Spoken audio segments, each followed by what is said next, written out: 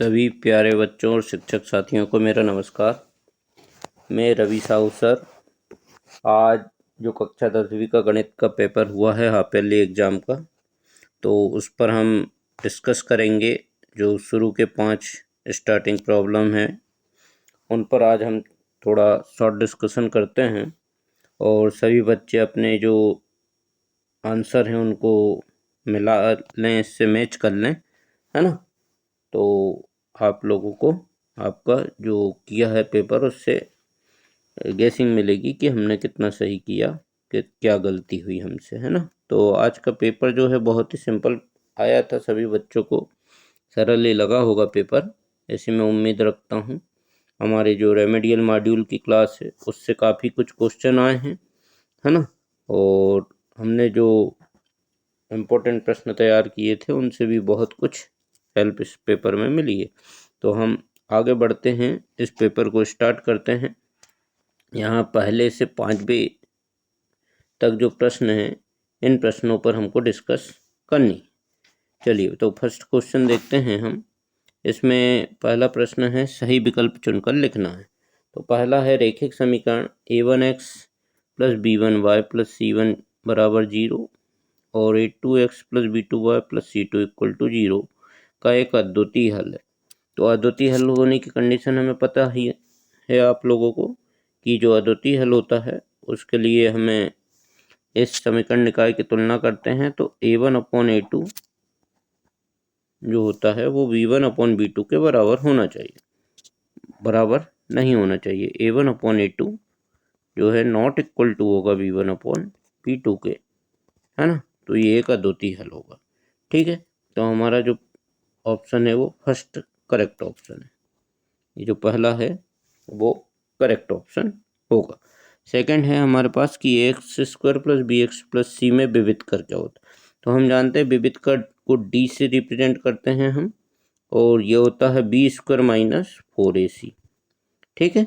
तो हमारे जो क्वेश्चन है उसमें कौन सा ऑप्शन करेक्ट है, तो हमारा डी ऑप्शन करेक्ट है ये, ठीक है ना। तो इस प्रकार से बहुत ही सरल पेपर है ये, और आप लोगों को सभी कुछ इसमें हो गया होगा, है ना।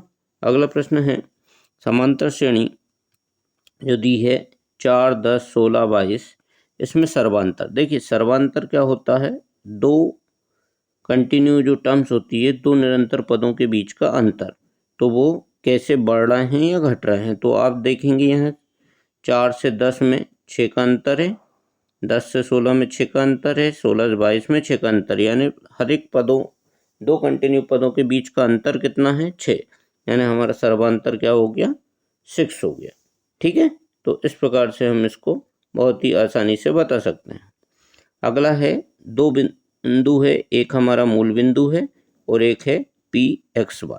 तो इसके बीच की दूरी तो आपको हम पता होगी कि किसी भी बिंदु की हम यदि मूल बिंदु से दूरी निकालते हैं तो वो स्क्वायर रूट में x² प्लस y² होगी, है ना। मूल बिंदु से दूरी हमेशा यदि बिंदु P दिया है तो उसकी दूरी x² प्लस y² होगी स्क्वायर रूट से, ठीक है। चलिए अगला क्वेश्चन है, ये चार आपको बहुपद दी हैं, इसमें पहचानना द्विघात बहुपद। तो देखिए ये वाला दो घात नहीं है, काटो, इसमें भी घात नहीं है, दो काटो, इसमें घात 3 है, इसको भी काटो, तो हमारा आंसर क्या होगा, ए।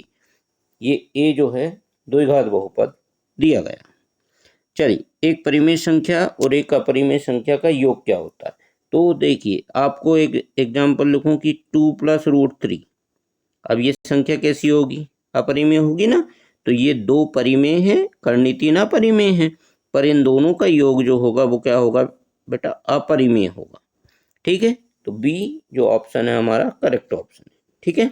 चलिए अगले क्वेश्चन की ओर बढ़ते हैं हम। प्रश्न क्रमांक 2 सेकंड जो है, इसमें रिक्त स्थानों की पूर्ति करना है आपको। तो रिक्त स्थान में पहला दिया है कि किसी पेड़ की छाया व ऊंचाई क्या है, आपस में बराबर है।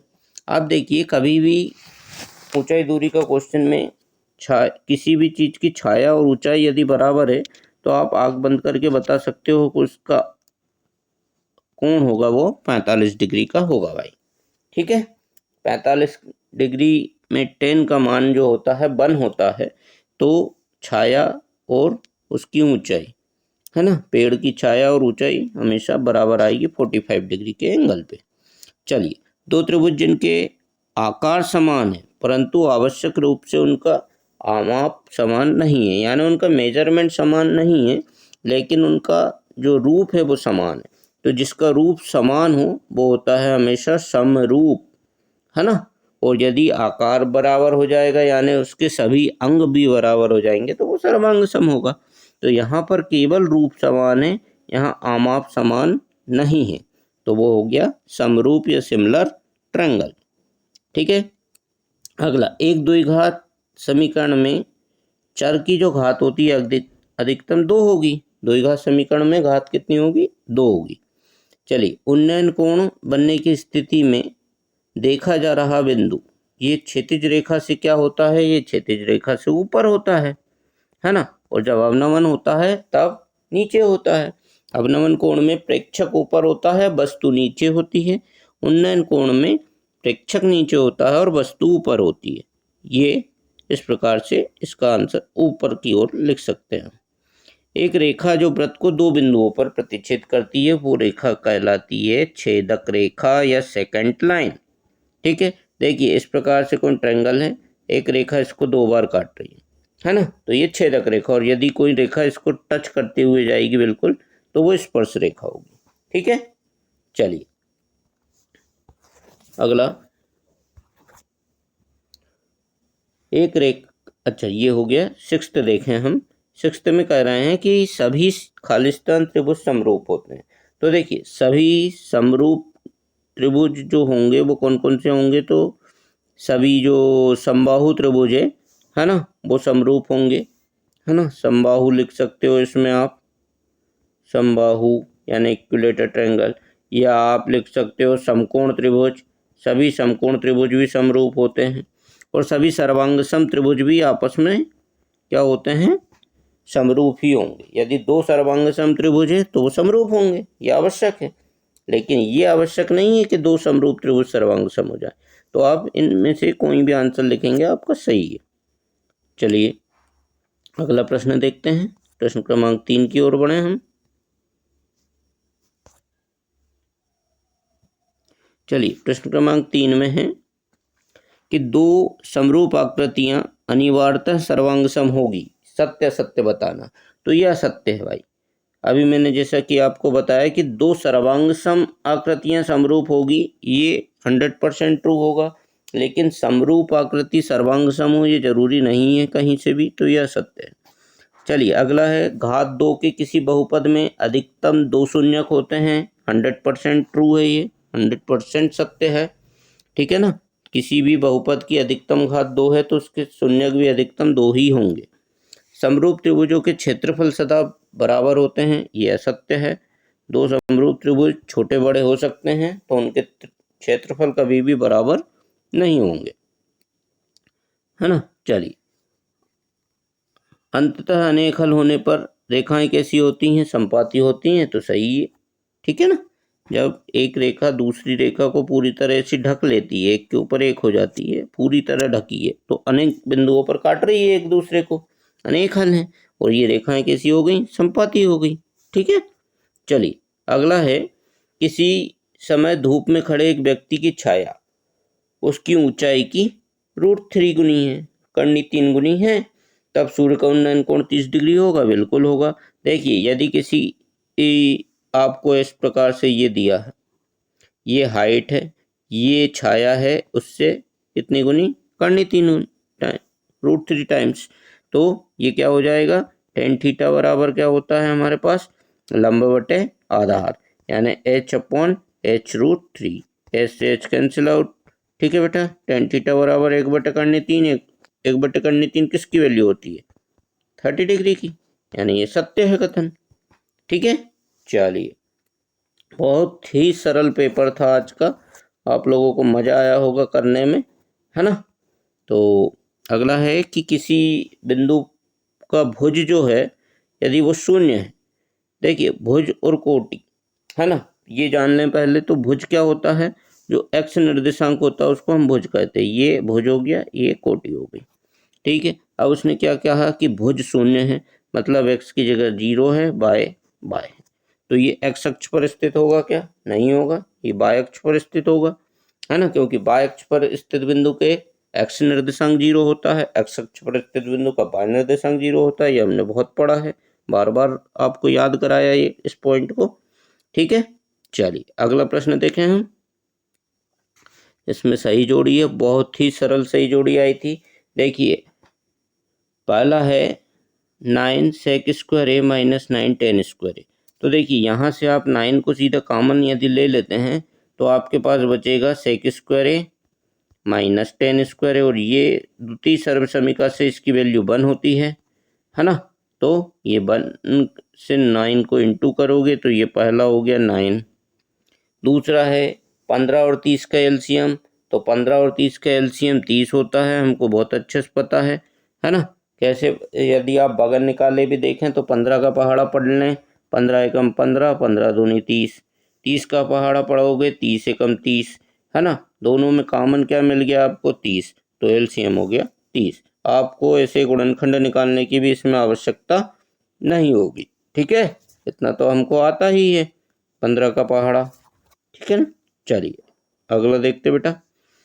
देखिए sine square 35 degree, cos square 35 degree, है ना। आपको बताया है मैंने, हर एक बच्चों को अपने शिक्षकों ने बताया होगा कि जब भी आपको ये पहली हमारी सर्वसमीका होती है ना, कि sine square theta plus cos square theta या sine square A plus cos square A equal to 1।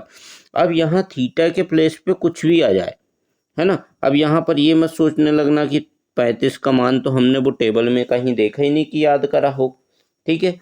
पर आप ये ध्यान रखना कि ये थीटा की जगह कोई भी मान हो, बस ये दोनों साइन और कॉस के जो कोण है वो बराबर होने चाहिए, तो उसका मान हमेशा 1 होगा, है ना। तो तीसरे का हमारा कौन सा हो गया? ए, ठीक है। ये थर्ड लिखा है ना, सिंपल। तो इस प्रकार से हमको फर्स्ट आइडेंटिटी को यूज करते हुए इसको बताना है कि इसकी वैल्यू कितनी हो गई? ये 1 हो गई, ठीक है। तो हमने अभी तक क्या देखो, पहले का हमने क्या लिखा था, हम फिर से लिख दे रहे हैं 1, दूसरे का हमारा है 30, ठीक है, तीसरे का हमारा आया 1, ठीक है। चलिए चौथे में अलग ही दिख रहा है, x माइनस 2 एक्स माइनस 3। तो ये किससे है? इसके शून्य किए हैं। आप थोड़ा मेचअप मिलाए ना, तो थोड़ा ऐसा देख लिया करो कि मिलता हुआ जो आंसर है वो किस में आ रहा है ना। अब आपको पता है अचर बहुपद की घात, तो अचर बहुपद की घात हमेशा 0 होती है। यदि कोई बहुपद ऐसा लिख दिया मैंने, ये 5 है ना, तो अब यहाँ वेरिएबल तो है नहीं, तो x की घात 0 लगा के लिख सकते हैं इसको। तो ये इसका हो गया हमारे पास 5 का 0, ठीक है। चलिए 10 स्क्वायर 30, अब आखिरी में कौन सा बचा? 1/3। तो ये 6वें का हो गया ये, है ना, क्योंकि 10 30 का जो मान होता है बच्चों, आपको याद होगा 10 30 होता है 1/3, है ना, 1/√3। अब इसका स्क्वायर कर दिया है, तो स्क्वायर किया गया है 10 स्क्वायर 30 डिग्री, तो इसका स्क्वायर 1/3, ठीक है। बहुत ही सिंपल हो गया। तो ये प्रश्न क्रमांक 4 हमने कंप्लीट कर लिया, ठीक है। चलिए अब प्रश्न क्रमांक 5 देखते हैं।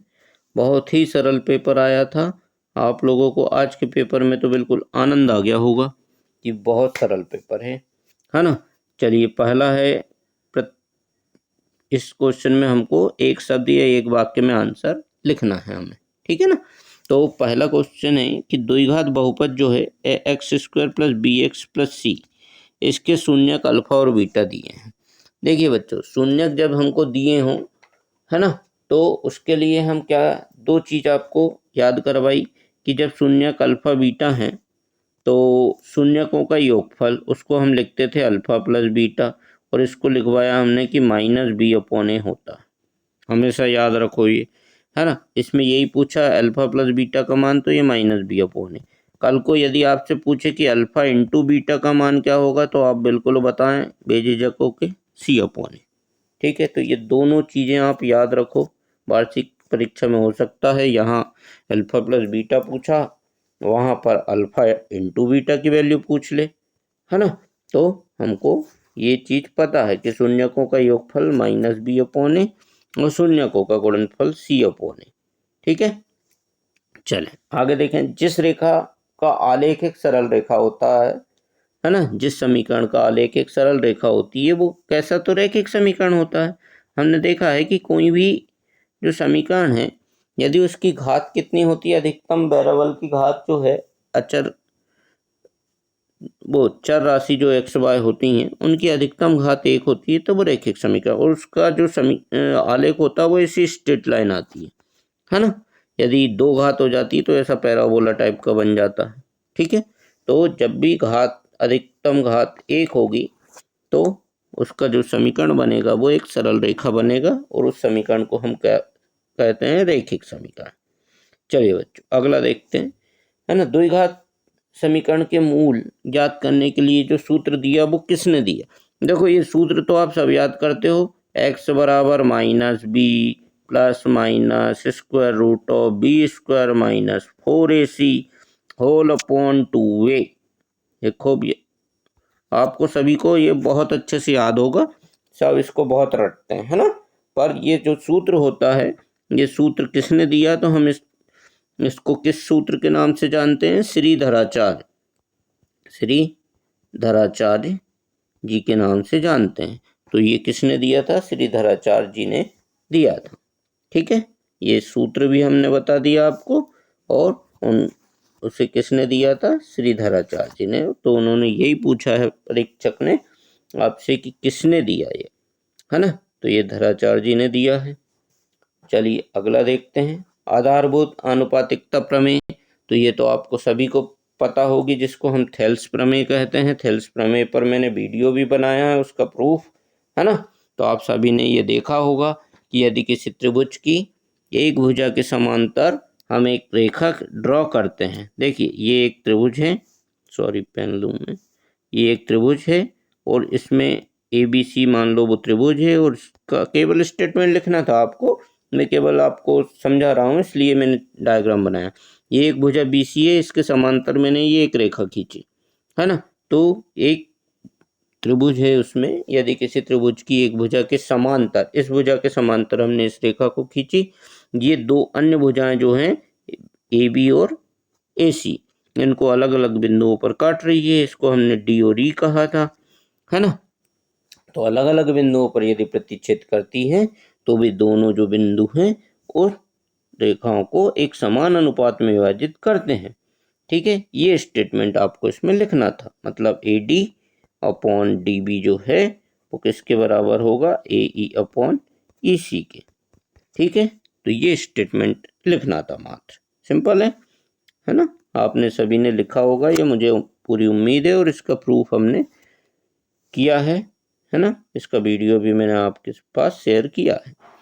चलिए अगला है बेटा कि यदि किसी वृत्त के व्यास के छोड़ दिए हैं हमको, है ना, वृत्त के व्यास के छोड़ दिए हैं, मतलब आपको जो डायमीटर है, यानी वृत्त का ये वृत्त है, ये इसका डायमीटर है। तो आपको पता है कि जो वृत्त का डायमीटर होता है, ये मान लो AB में इसको नाम दूं, है ना, और ये वृत्त की सबसे बड़ी जीवा होती है, और इसके बीच में यानी इसका जो मध्य बिंदु होता है वो इसका केंद्र होता है।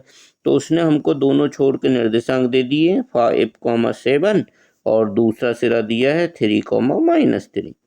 ठीक है बच्चों, और पूछा है केंद्र के निर्देशांक। तो अभी मैंने बताया केंद्र के निर्देशांक क्या होते हैं, ये व्यास के मध्य बिंदु होते हैं। तो मध्य बिंदु आपको निकालना आता ही है।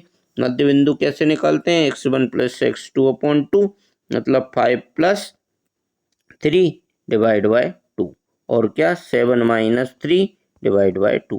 तो देखिए 5 और 3 8, 8/2 मीन्स 4, और 7 - 3 4, 4/2 यानी 2, यानी इसके जो निर्देशांक आ गए वृत्त के केंद्र के वो हो गए 4,2।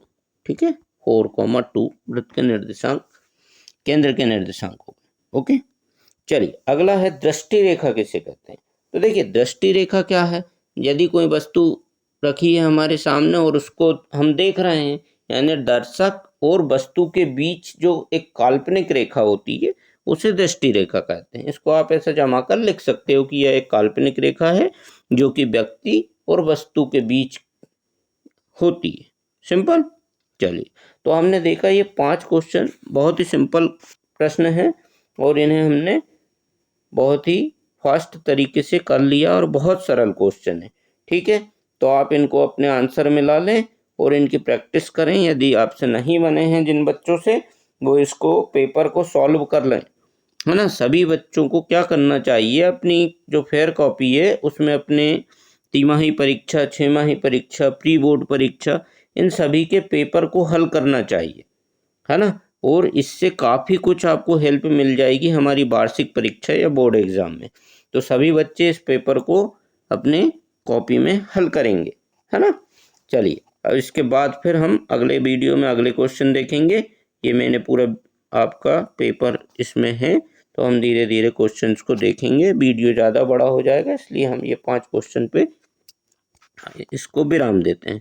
तो सभी बच्चे इनको सॉल्व करें और इस चैनल को अभी तक यदि आपने सब्सक्राइब नहीं किया है तो सभी शिक्षक साथियों से और बच्चों से अनुरोध है कि वो इसे सब्सक्राइब करके अधिक से अधिक बच्चों के पास ये वीडियो को पहुंचाए। ठीक है, सभी को बहुत बहुत धन्यवाद। Thank you. Have a nice day.